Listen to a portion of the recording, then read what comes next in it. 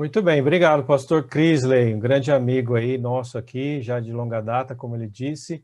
Ele e a Gislaine, né, a esposa, o casal aí, um casal de ouro aí para o ministério, que vai está somando esforços aí na cidade de Nova York, né? Com certeza essa metrópole aí precisa de muito sangue missionário aí e pessoas para poder ajudar.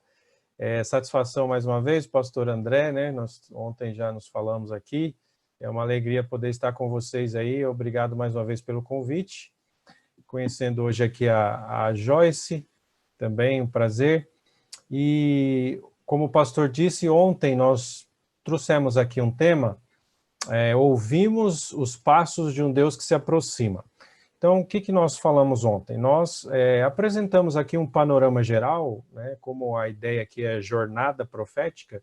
Nós começamos ontem apresentando 40 textos bíblicos que são profecias escatológicas, profecias para o tempo do fim. E esses 40 textos que eu selecionei da Bíblia, eles se cumprem de 1844 para cá.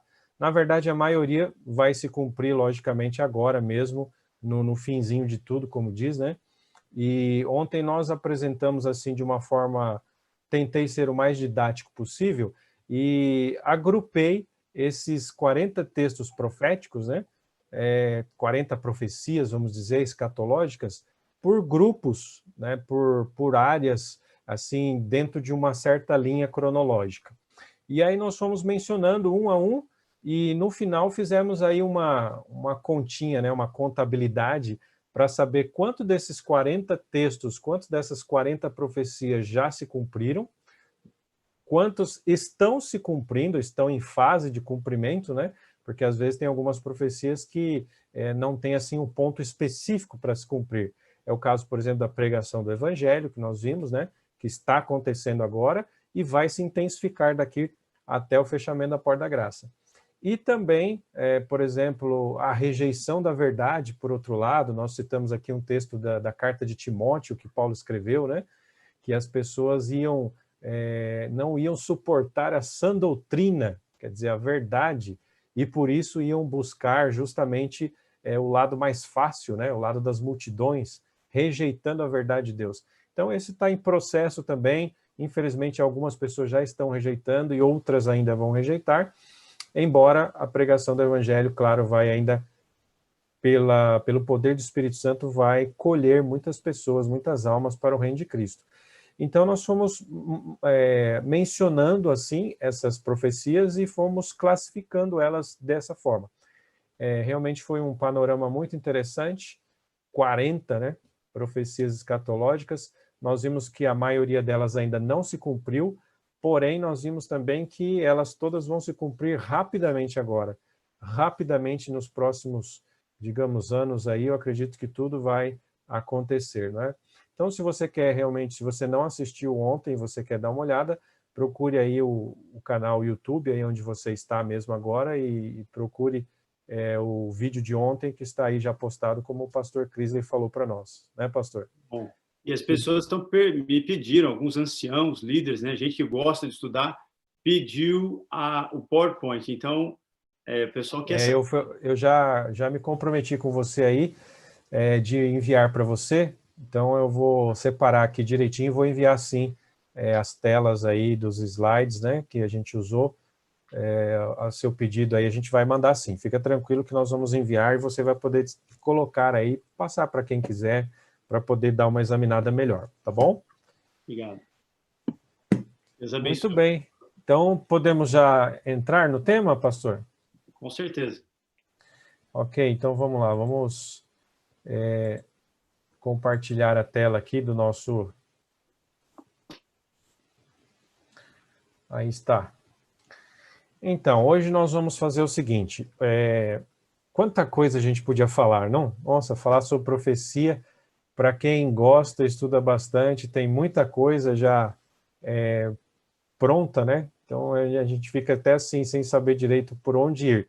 Mas vamos seguir nessa linha que nós estamos aí, que é a proposta da semana, a jornada profética.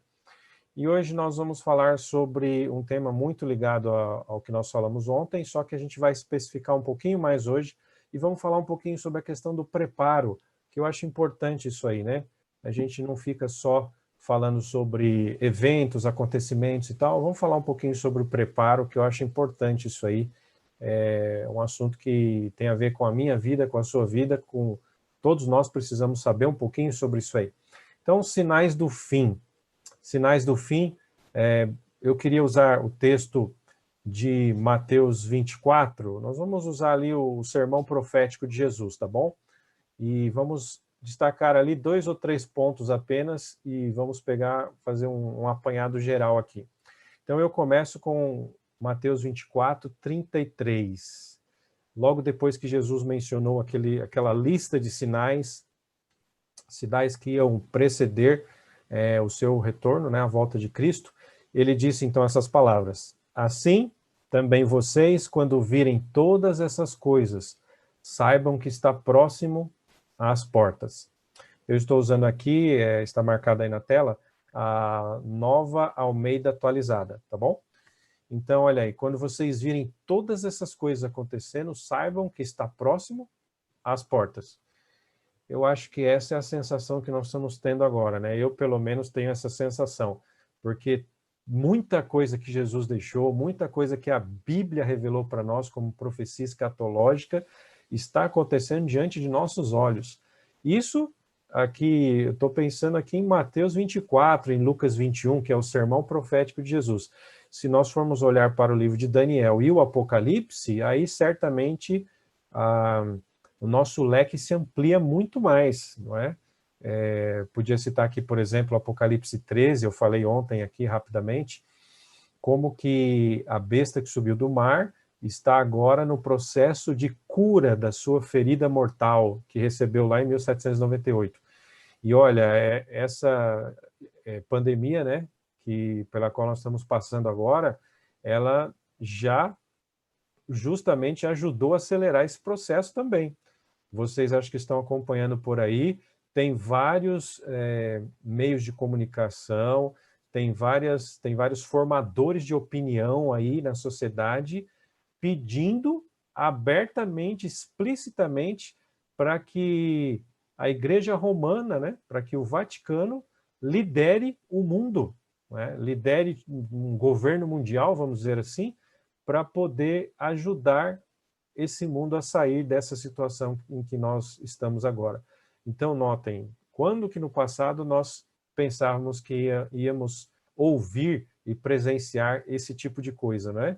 O mundo abertamente, né, formadores de opinião, instituições, mídia, falando abertamente, pedindo isso abertamente. Eu ia até mostrar para vocês aqui hoje, mas acabei não colocando para não prolongar muito aqui o nosso tema, tá? Então eu estou abrindo aqui um parênteses só para mencionar. Mas, enfim, quando virem todas essas coisas acontecendo, saibam que está próximo às portas. Essa é a mensagem bíblica para nós. Bom, eu quero usar aqui um parágrafo apenas, escrito por Ellen White. No ano de 1897, a mensageira do Senhor escreveu essas palavras aqui. Eu vou citar um parágrafo, só que eu separei esse parágrafo em frases, ok? Então eu vou apresentar uma frase de cada vez. Então, nesse parágrafo que ela mencionou, note que interessante, ela diz assim: nas últimas cenas da história terrestre, graçará a guerra. Ou seja, a guerra vai se espalhar, a guerra vai se estender para todos os lados. E eu não sei se você teve essa sensação, mas desde que começou esse ano 2020, rapidamente me veio à mente esse texto aqui e fiquei muito surpreso quando vi que esse parágrafo que eu vou citar para vocês aqui agora, né, parte por parte, ele está se cumprindo diante dos nossos olhos, né? Logicamente não quer dizer que esse parágrafo tem apenas um cumprimento, né? Isso aqui, essas palavras que foram reveladas, elas são um pouco genéricas, assim, elas servem para várias ocasiões, mas aqui está bem claro, bem específico, dizendo assim, nas últimas cenas da história terrestre.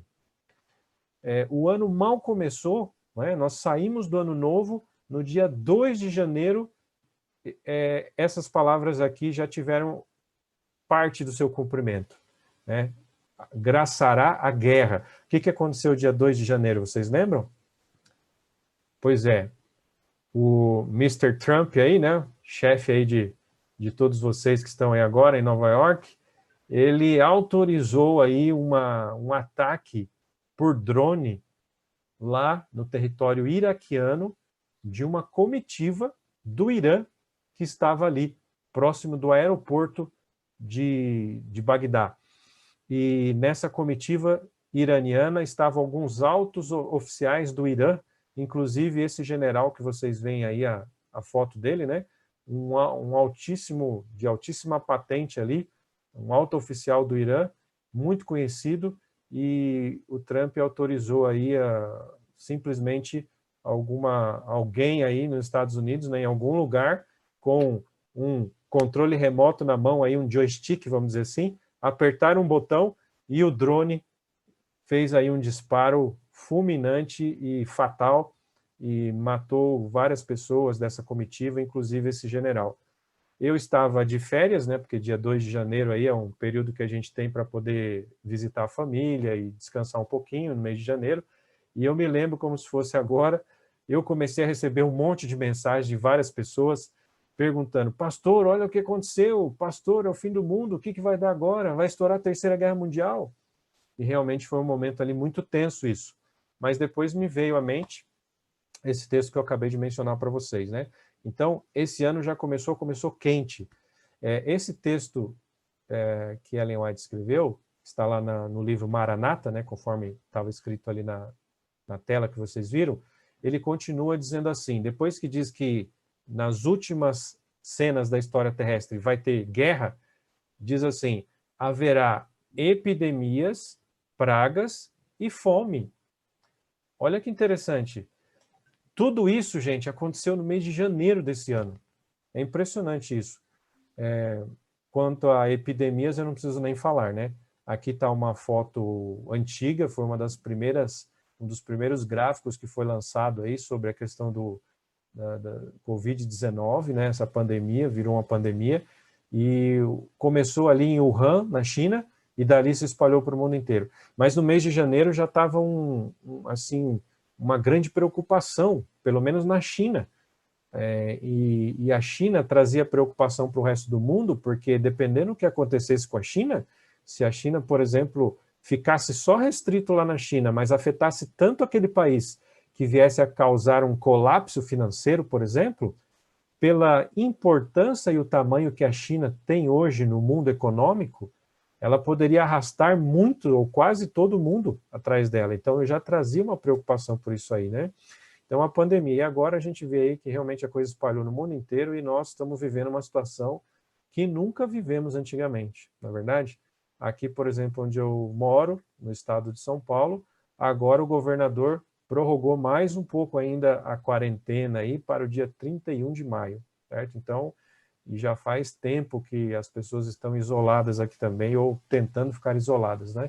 E assim no mundo inteiro. Interessante que o texto ali, a revelação diz assim, haverá epidemias, pragas e fome.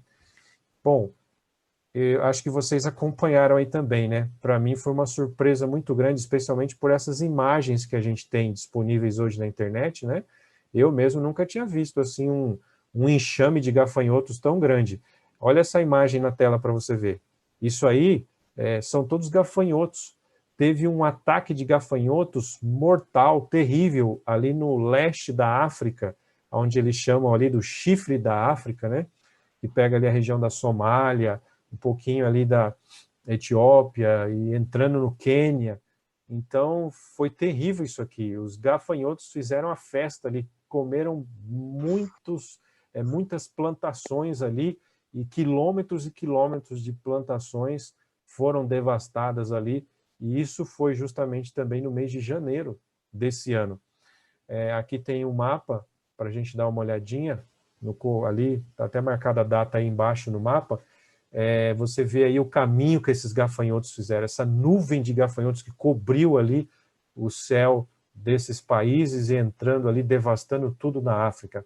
Mas não foi só no mês de janeiro.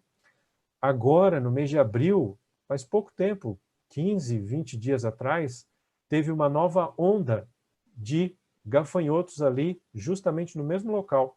Vocês têm aí um recorte de jornal ali da África, de um país ali da África, né, de Angola, onde diz que a praga de gafanhotos voltou agora 20 vezes mais forte. Então já tinha sido uma tragédia. Agora, no mês de abril, voltaram novamente os gafanhotos ali. E imagine vocês que praga isso. Isso aí está parecendo praga do Apocalipse, né? Praga do Egito, de tão forte que foi isso aí. E só não está tendo mais repercussão agora porque, logicamente, a pandemia, né, está tomando o espaço da mídia. Porque isso aqui é uma verdadeira praga de proporções bíblicas mesmo. Isso tudo esse ano, nos poucos meses do começo desse ano. Agora, Ellen White diz assim, epidemias, pragas e fome. Claro, não podia deixar de ser assim, né? Infelizmente. Aqui vocês têm também uma matéria confirmando isso. O diretor da ONU, diretor para o Programa Mundial de Alimentos, dizendo que essa crise da pandemia ela vai causar fome de proporções bíblicas. Já estão prevendo isso já está começando a acontecer e agora vai se intensificar nos próximos meses. Infelizmente, aí junta praga lá na África, né? Praga de gafanhotos. Agora pandemia no mundo inteiro. Imagina o que pode virar isso aí. Bom, eu fico impressionado com uma frase nesse parágrafo, aliás, duas frases que eu mostrei até agora, já se cumpriram tudo em poucos meses desse ano. E o texto continua dizendo assim, né? No livro Maranata, versão em português aqui, página 172. As águas do oceano transporão seus limites. Veja, nós, por incrível que pareça, nós já tivemos 2 terremotos no mar, só no começo desse ano. Só que nenhum desses 2 terremotos gerou, assim, um tsunami a ponto de virar, digamos, notícia, né?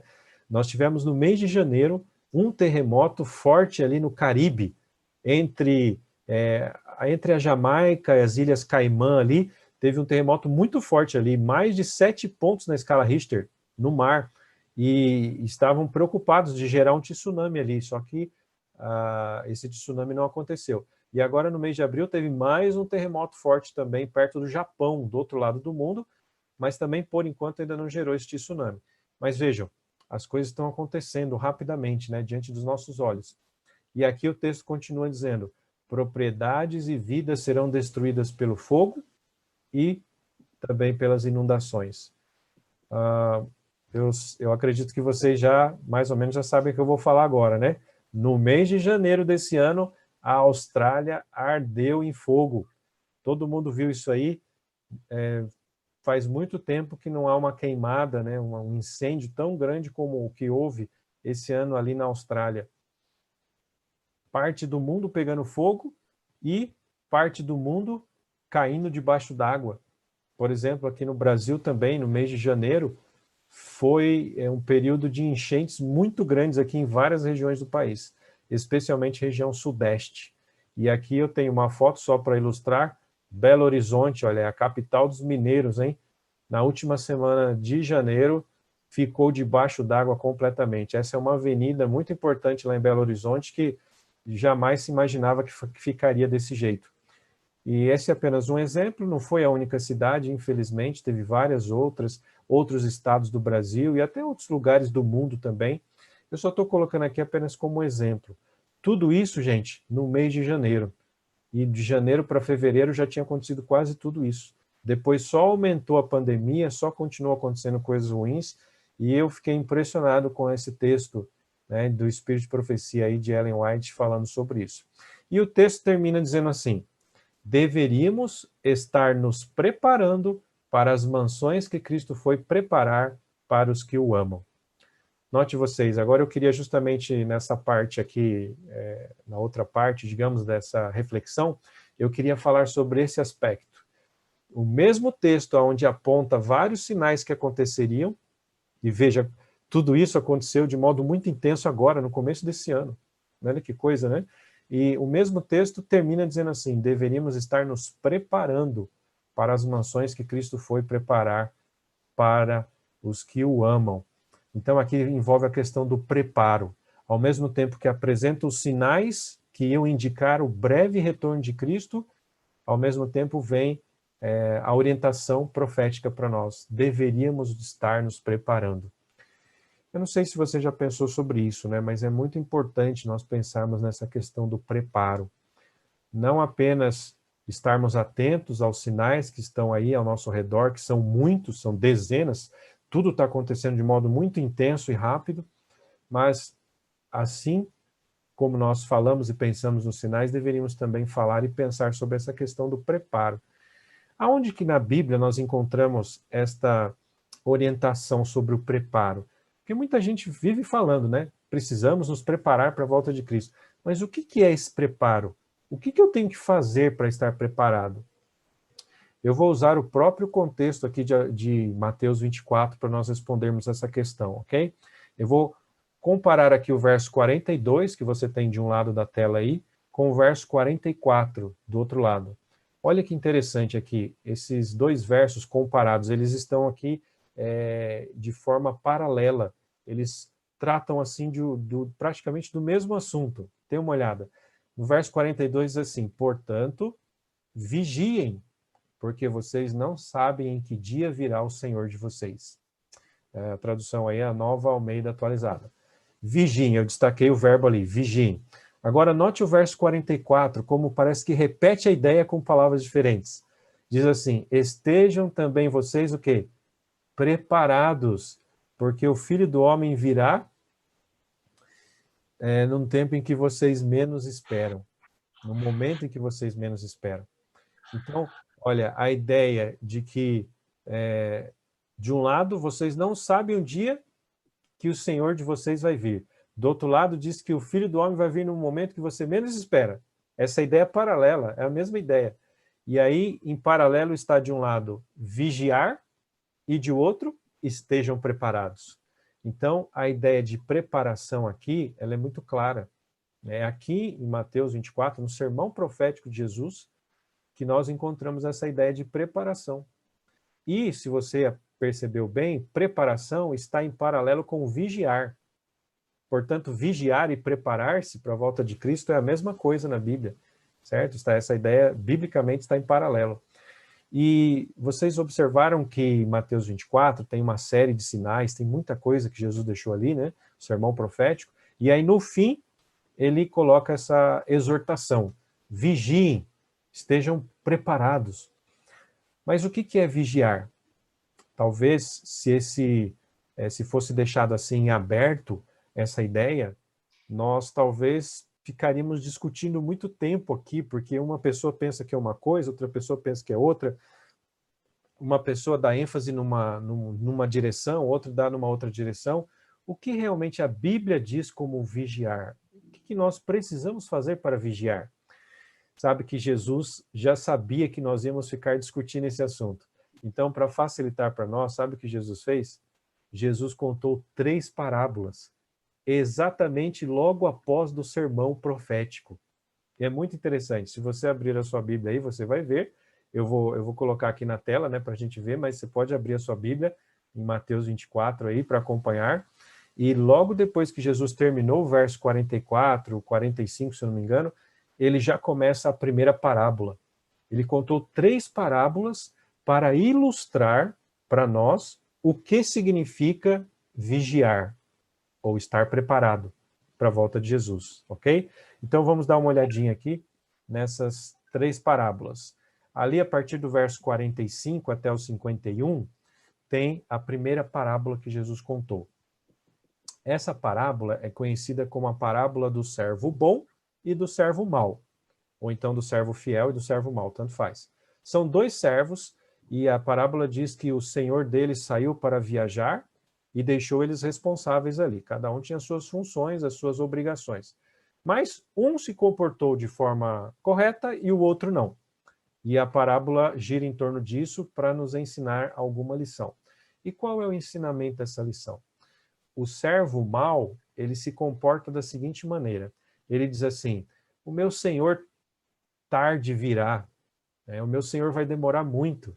Então, ou seja, ele faz uma leitura da situação e ele chega à conclusão, erroneamente, de que o Senhor dele vai demorar muito tempo.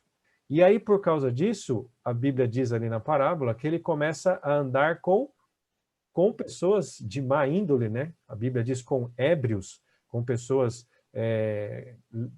que gostam de beber, né? E não só beber, mas gostam de fazer outras coisas também, lógico. Aí é apenas uma ilustração para representar todas as outras coisas ruins, né? Mas que existem. Então, por ele achar que o seu senhor vai demorar, ele começa agora a andar ou imitar os costumes do mundo, das pessoas do mundo. Então, veja, eu até coloquei na tela aí que esta parábola serve justamente para mostrar que o servo fiel é aquele que não perde o senso da brevidade do retorno do Senhor e não imita os costumes, interesses e ambições daqueles que vivem somente para esse mundo. Então, olha que grande lição para nós, não? Jesus, vou repetir, para ilustrar, para deixar claro para nós, para a gente não ficar perdido, sem saber o que fazer. Jesus contou 3 parábolas em seguida, uma em seguida da outra, para nos ensinar o que significa vigiar. Ele termina o sermão profético com essa conclusão e com essa exortação. Vigiem, estejam preparados. E aí, então, ele conta as 3 parábolas. E a primeira é essa aqui. Então, qual que é a primeira lição para nós? Como que nós podemos nos preparar? O que significa vigiar? Em primeiro lugar, nós não podemos perder o senso da brevidade da volta de Cristo. Isso é fatal. Quando você perde o senso da brevidade da volta de Cristo, você cai na tentação de querer imitar os costumes do mundo. E aqui, costumes, a lista é muito grande, né? Não preciso nem falar aqui. Costumes na questão de alimentação, na questão de vestuário, na questão de locais onde a gente frequenta, né? Na questão de programas que a gente assiste. Enfim, a lista é grande. A aplicação, acho que fica por conta de cada um de nós fazer essa aplicação. Mas todos os costumes que o mundo tem e que não podem ser, claro, imitados por aqueles que querem se dedicar e se preparar para a volta de Jesus. Mas não só costumes. Eu marquei aqui mais 2 coisas importantes, os interesses também. Por quê? Porque às vezes muitos de nós não temos talvez, não caímos tanto na tentação de imitar assim costumes do mundo, mas muitas vezes nós gastamos muito tempo da nossa vida e esforço da nossa vida para buscar os interesses do mundo. E às vezes são interesses bons até. Por exemplo, o trabalho. O trabalho é uma bênção para cada um de nós. O que seria de nós sem o trabalho? O trabalho é uma bênção para a humanidade. Porém, há pessoas que vivem só para o trabalho. Só para o trabalho. Aí, acho que em Nova York vocês conhecem, né? O tal do workaholic. Pois é, workaholic, viciado em trabalho. Tem muitos cristãos que se deixam levar por isso e simplesmente a vida espiritual perde o sentido, né?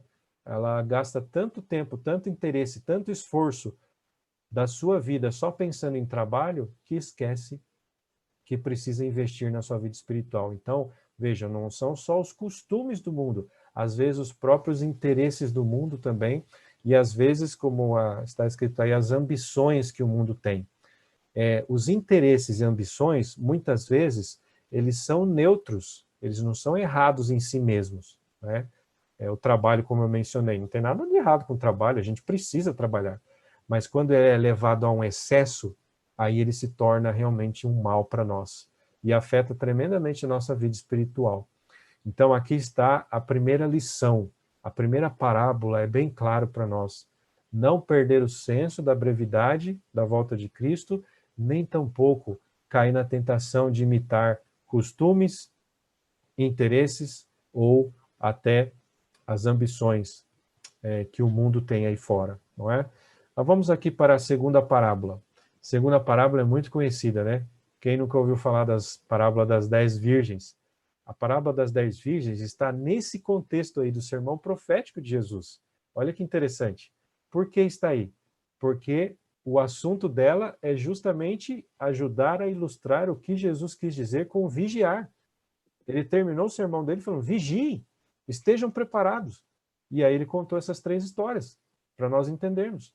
O que significa a parábola das 10 virgens? Né? Aqui eu não vou contar de novo, porque vocês já conhecem. 5 tinham lâmpada e azeite de sobra, e as outras 5 tinham só a lâmpada, né? Não tinham azeite de sobra. Aí o noivo demorou para vir, noivo ali no casamento, tal, na festa, e todas dormiram, e ele chegou de repente e pegou 5 delas despreparadas, né? Que não tinham azeite sobrando. Qual é a lição para nós dessa parábola? Não é? Então eu mencionei aí, ó, as 5 virgens insensatas ou imprudentes, elas ilustram o fato de que só professar a religião de Cristo, no caso, ter a lâmpada, né? Mas não permitir a transformação diária operada pelo Espírito Santo, o Espírito Santo representa o azeite aí, né? Então, isso é o quê? Isso seria um erro nosso, né? Nós termos uma espiritualidade superficial.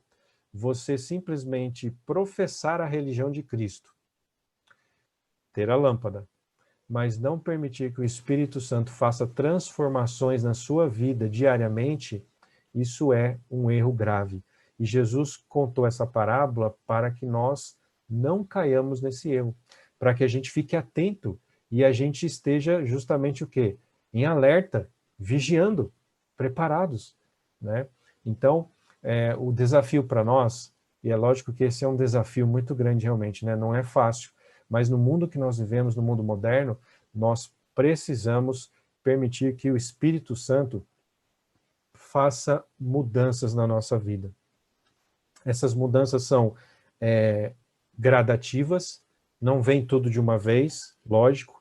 Não adianta a gente querer, da noite para o dia, querer resolver toda a nossa vida espiritual, isso é inviável, mas nós temos que dar cada dia um passo à frente. Cada dia um passo a mais em direção a Cristo, abrindo nosso coração, permitindo que Ele nos ajude a entender, nos ajude assim a permitir mudanças na nossa vida, mudanças no estilo de vida, mudanças na nossa maneira de ser, permitir que o amor de Cristo esteja em nós, né? Principalmente o amor, lógico, fé, amor, esperança, precisamos ter em abundância no nosso coração. E isso a gente só consegue com essas mudanças diárias. Eu tenho observado, assim, na minha experiência de pastor, que muitas pessoas da igreja, elas não conseguem crescer espiritualmente. E uma das razões que eu tenho observado, né, tenho concluído, é que essas pessoas não crescem emocionalmente. Sabe que a nossa vida emocional, ela anda ali, ó, paralelo à nossa vida espiritual. Tem pessoas que não crescem emocionalmente na vida e o fato de não haver crescimento emocional, isso acaba servindo de barreira para que a pessoa também não cresça espiritualmente. Né? A vida espiritual e a vida emocional, repito, elas andam juntas e conforme uma vai crescendo, a outra também precisa crescer. Nós precisamos crescer emocionalmente, permitir que o Espírito Santo faça essas mudanças importantes na nossa mente, né? Na nossa maneira de pensar. Há muitas pessoas, por exemplo, que eu observo na igreja, que têm uma mentalidade muito rígida. A mentalidade rígida é uma característica de uma pessoa emocionalmente pouco desenvolvida. Aqueles que são pouco desenvolvidos emocionalmente falando, às vezes tem essa característica, mente muito rígida. O que é mente muito rígida? É aquela pessoa que pensa muito quadradinho demais, né? Vamos falar assim. É aquela pessoa que não consegue enxergar nada além da sua própria verdade. Ela não consegue, por exemplo, entender o outro, não consegue enxergar a outra pessoa. Quantas pessoas eu vejo assim, né? Por exemplo, às vezes o marido não consegue entender ou olhar para a esposa, né? Não consegue ver o pensamento do outro, né? O sentimento do outro, E às vezes a esposa também não consegue, por ter a mentalidade muito rígida, não consegue também ver, enxergar a outra pessoa, como ela é, como ela sente, né? Por que ela pensa de certa forma. E às vezes com os filhos também, às vezes tem essa dificuldade. E às vezes o problema é entre irmãos mesmo, às vezes entre irmãos da igreja. É impressionante isso.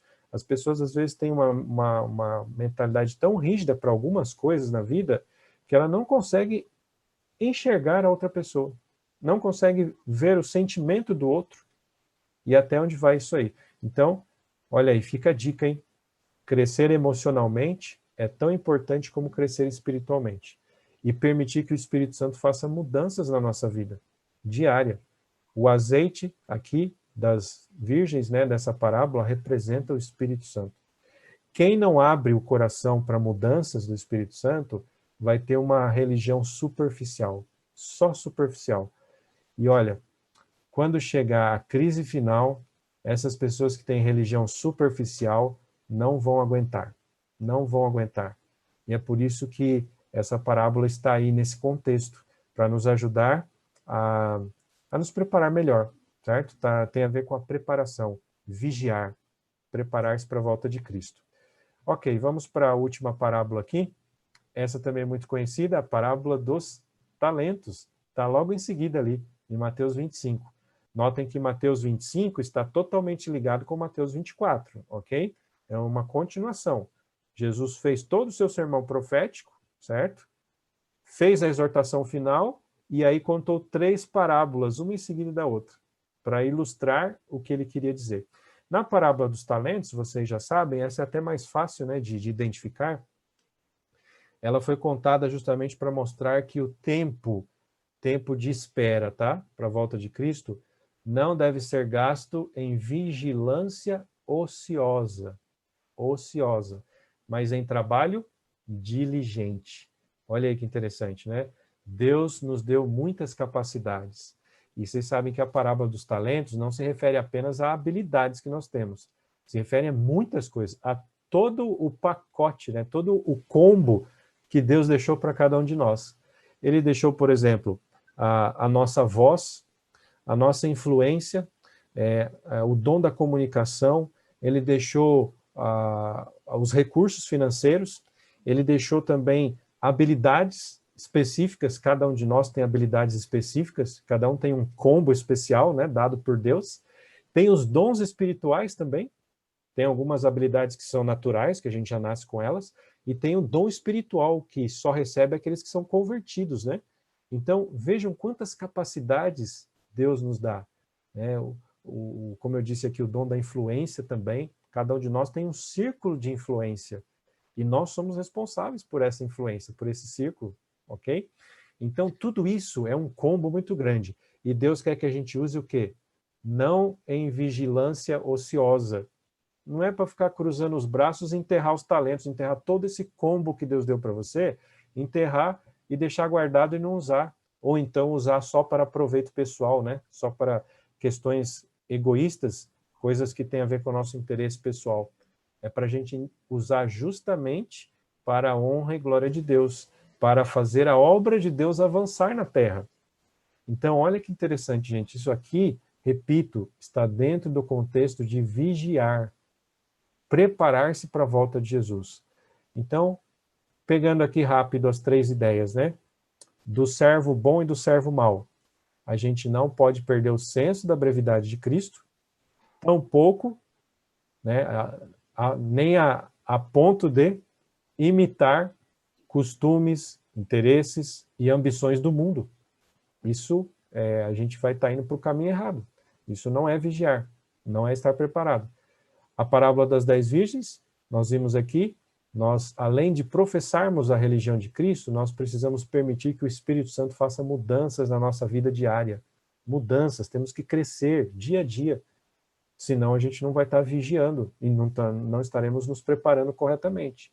E agora a última parábola dos talentos, usar todo o combo de recursos que Deus deixou para nós, recursos humanos, né, e até financeiros, para nós usarmos na pregação do reino de Deus, para fazer a obra de Deus avançar, para levar o evangelho avante, para explicar para as pessoas que Jesus vai voltar e para tentar influenciá-las para que elas aceitem Cristo Jesus. Então, olha que maravilha nós termos esse desafio diante de nós, né? De nos prepararmos.